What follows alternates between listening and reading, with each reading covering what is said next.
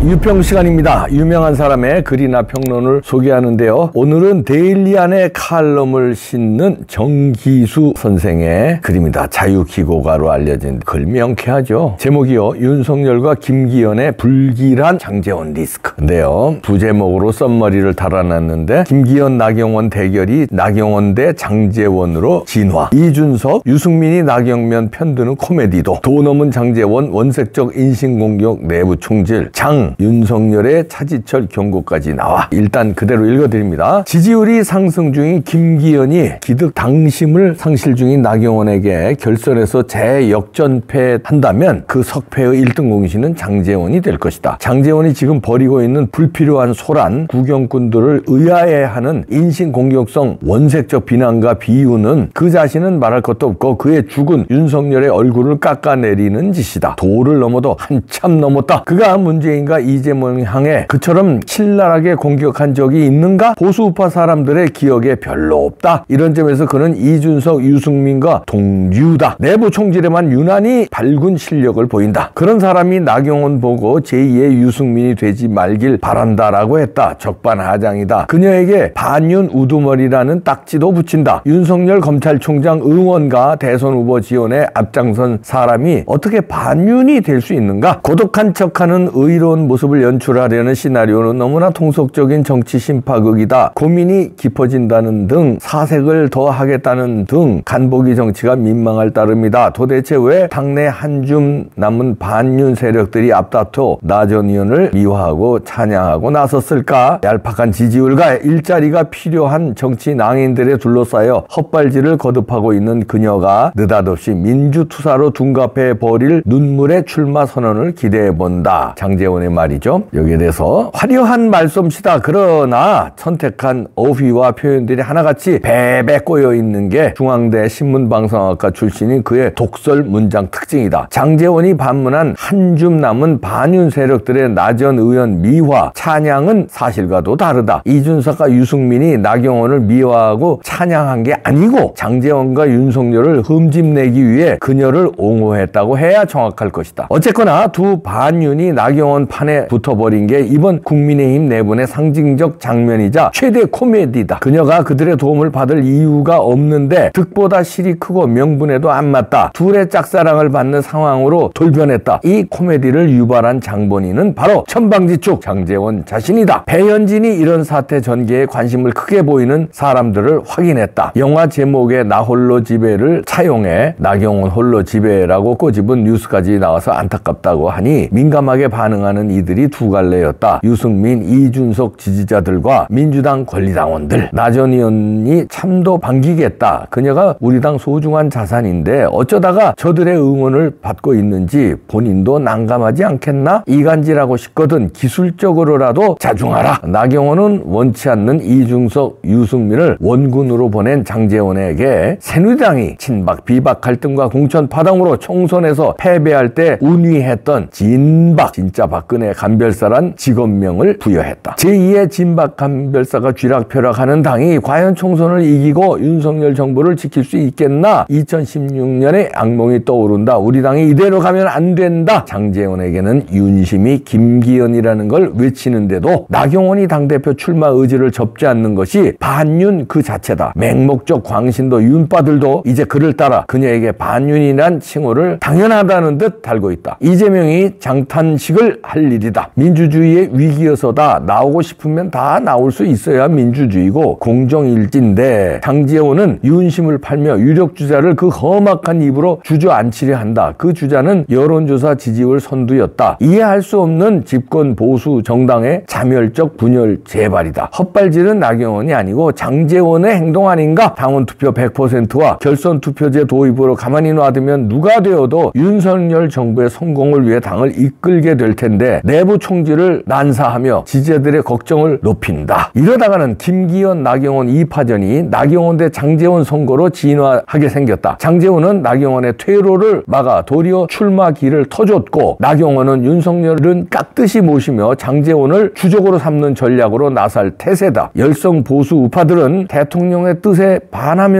반하면서까지 한사코 당대표가 되려고 하는 나경원에게도 반감과 아쉬움을 보내지만 대통령 뜻이 끝이라며 칼춤을 추는 다혈질 장제원에게도 혀를 치며 불안해하고 있다. 그의 이마에는 이미 윤석열의 차지철이라는 불길한 딱지도 붙어있다. 윤석열에게 장제원은 분명히 리스크다. 그 거친 입이 자기 지지율을 깎아먹고 벌써 하락 중이다. 끝내 위기에 빠뜨리게 될 수도 있다. 장제원이 대통령 당선자 비서실장 때 저지른 인사 실패를 잊었나? 서초동 집에서 한 끼 라면 2개 식욕 공약으로 맺어졌다는 관계를 멀리해야 할 때가 됐다. 김기현 역시 정신 차려야 한다. 저런 장제원 덕에 당대표가 되어서도 위험하고 당대표가 되기도 어렵다. 장제원이 옹립한 후보가 대표가 되면 내년 총선 공천권은 누가 쥐게 최소한 반반이라도 될 것인지는 불문가지다. 김기현은 장제원 도움 없이도 능히 당선될 수 있는 인품과 도덕성, 실력을 갖춘 보수 우파의 큰 자산이다. 이 점에서는 나경원도 마찬가지다. 김장연대 같은 유치한 슬로건에 취하지 말고 당당하게 윤석열표 공정으로 승부를 걸면 이기든 지든 김기현 그리고 나아가 윤석열은 지지자들의 큰 박수를 받게 될 것이다. 두 사람이 이 평범한 진리를 언제 깨닫고 방향을 바꾸느냐가 관건이다. 이렇게 정기수 자유기고가가 데일리안에 칼럼을 썼는데요. 명쾌하네요.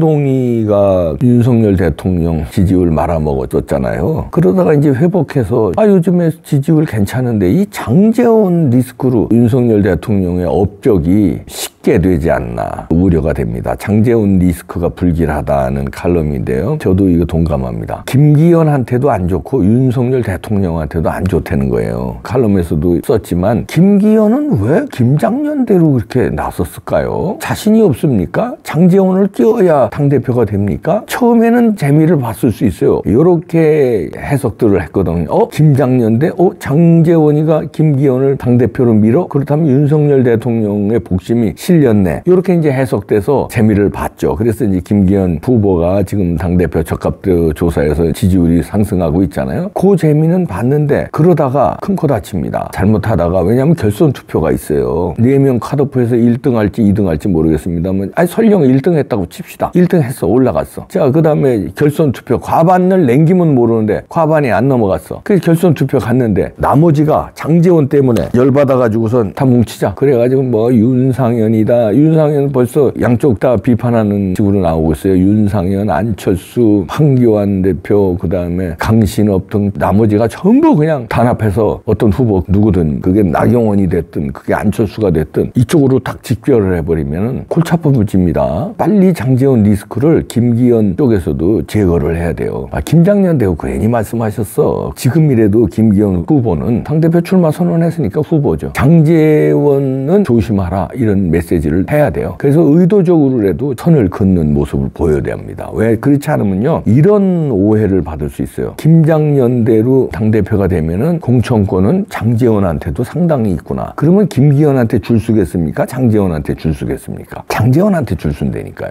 왜냐하면 장제원은 거칠고 무대뽀고 장제원한테 찍히면 공천권 날아간다 이렇게 생각하고 장제원한테 줄 순다니까. 김기현은 합리적인 사람이다. 온건한 사람이다. 이렇게 이미지가 돼 있잖아요. 사람들이 장제원한테 줄 서요. 왜냐하면 윤핵관이다 이런 딱지가 있기 때문에. 그럼 김기현이 설령 당대표가 된다 한들 그 장제원 리스크 때문에 힘을 발휘하기 어렵습니다. 나중에 김기현하고 장제원하고 갈등이 일어날 거예요. 왜냐하면 공천권. 하늘 아래 태양이 2개가 없거든요. 공천 권한이 누구한테 더 쏠려 있느냐. 허수아비 당대표 될 수 있어요. 김기현이. 그런 것도 잘 생각해서 장제원 리스크 줄여야 되고요. 날려야 됩니다. 그리고 윤석열 대통령도요. 권성동 때문에 애먹었잖아요. 이제 간신히 정리됐잖아요. 장제원 리스크 때문에 애먹습니다. 불길한 이해감이 들어요. 해외 지금 순방 가서 혁혁한 공을 세우고 있거든요. 이게 벌써부터 이런 소리가 칼럼들에서 막 무지하게 많이 나와요. 장제원 리스크가. 그러면 누가 봐도 윤핵관 이렇게 된단 말이에요. 근데 사실은 윤석열 대통령은 그 뜻이 아닐 거예요. 물론 김기현을 밀고 있는지는 모르겠습니다. 장제원을 내세워서 재원아 나경원 제거하는데 네가 좀 행동대장 해라. 이렇게 명령 내려셨을 것 같지는 않아요. 윤석열 대통령이. 이게 장제원이 오버하는 거거든요. 장제원이 오버해서 결국은 윤석열 대통령을 도우려고 오버하는 거냐 천만에. 자기 힘 자랑하는 건데 자기 힘 자랑하다가 김기현한테도 마이너스 효과, 윤석열 대통령 정부에 마이너스 효과를 줄 수 있어요. 나경원은 유승민과 이준석하고는 다릅니다. 지금 자꾸 자꾸 나경원을 이준석, 유승민과 같은 급으로 몰아가요. 그게 아닌데 하는 사람들 생각이 장제원이 왜 저러지? 나경원은 분명히 유승민하고 이준석하고 그런 배신자는 아닌데, 물론 윤석열 대통령하고 마음이 좀 안 맞고 코드가 안 맞고 저출산 거기서도 단독 행동한 거, 이거는 이제 나경원 전 의원이 잘못한 거죠. 그거에 대해서 나경원에 대한 반감을 가지고 있다가도 너무나 과도하게 유승민 프레임으로 뒤집어 씌우면 그것까지는 동정 여론이 일 수 있어요. 동정. 누굴 동정해? 나경원을 동정할 수 있다니까요. 나경원은 어떻든 요즘에 윤석열 대통령하고 삐끄덕거린 게 있었잖아요. 분명히 나경원의 잘못인데 잘못하고 인정했어요. 잘못했다고. 근데 자꾸 거기 배신자 프레임을 씌우면, 과도하게 씌우면 어떻게 되느냐? 동정 여론이라서 오히려 결선 투표에서 불리하게 된다는 얘기입니다. 김기현을 도울래다가 윤석열 대통령 도울래다가 망가뜨린다. 자기 정치 이제 그만해라. 장제원은 설치면 윤석열 대통령한테 마이너스가 돼. 오죽하면 차지철이 얘기가 나옵니까? 너무 충성하는 것처럼 오버하다가 결국 어떻게 됐어요? 박정희 대통령을 죽음으로 몰아넣었잖아요. 결국 차지철 때문에 박정희 대통령이 총을 맞으신 거 아닙니까? 김재규가 차지철과 갈등하다가 박정희 대통령도 쐈잖아요. 차지철처럼 날뛰는 장제원, 이거 빨리 윤석열 대통령도 제압을 해야 됩니다. 불러다가 야 이 자식아! 너 인마 라면 먹을 때 밥그릇 커버해서 라면 2개 준 거고 계란 2개 준 거지 인마. 어디서 오바를 치고 주접을 떨어? 자중해라 인마. 나게 도와주는 거냐 그게? 어떻게 나 총 맞게 만드는 거야? 너 지금 차지철 흉내내는 거야? 이렇게 한번 따끔하게 하셔야 됩니다. 아니면요, 성격이 준재벌급 둘째 아들은요 망나니거든요. 그 성격이. 왜냐면 어려서부터 부자였어 장제원은. 장남은 그래도 책임감이 있습니다. 준재벌 재벌급들 많이 봐서 알아요. 장남은 그래도 가업을 이어가야 된다. 아버님의 명성을 내가 훼손시키면 안 된다. 이런 책임감이 있는데, 둘째나 막내는 책임감 없어요. 어려서부터 힘 있는 집, 돈 많은 집에 내 성질대로 막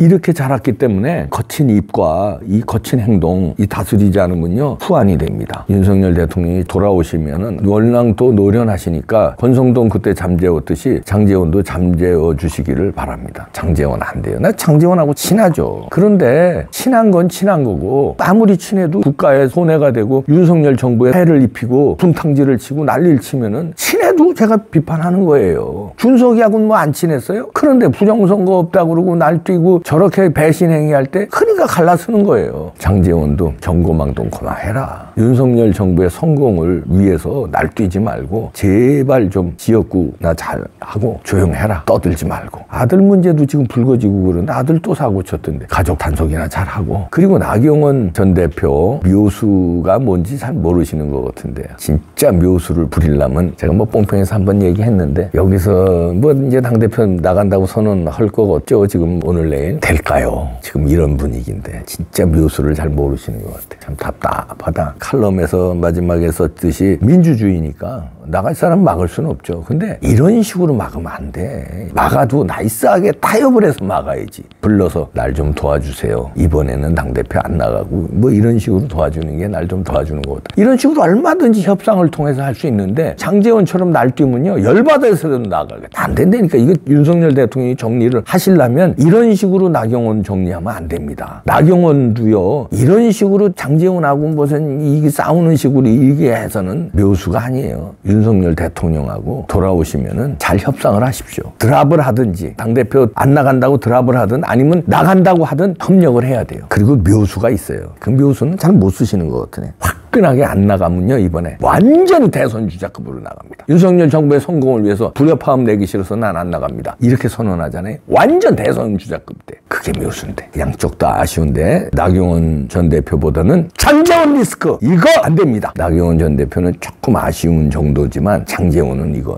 경고망동 차지철 소리 듣지 마 이제. 그 형은 참 인품 훌륭한데 형만 반만 닮아라. 형도 제가 잘 알거든요. 아유 인품 훌륭하지 형은. 내가 형이라서 얘기해 주는 거야 이게. 아니 네 형이라는 게 아니라 장제원의 형이 인품 좋고 나는 너의 또 그 사회형 아니냐. 그래서 얘기해 준다 이 소리야. 내가 인품 훌륭하다는 게 아니라 친형 있잖아. 아유 설명을 잘해야 돼요. 쟤는 못 알아들으니까 아주. 아유 나 이제 답답해 죽겠어 아주.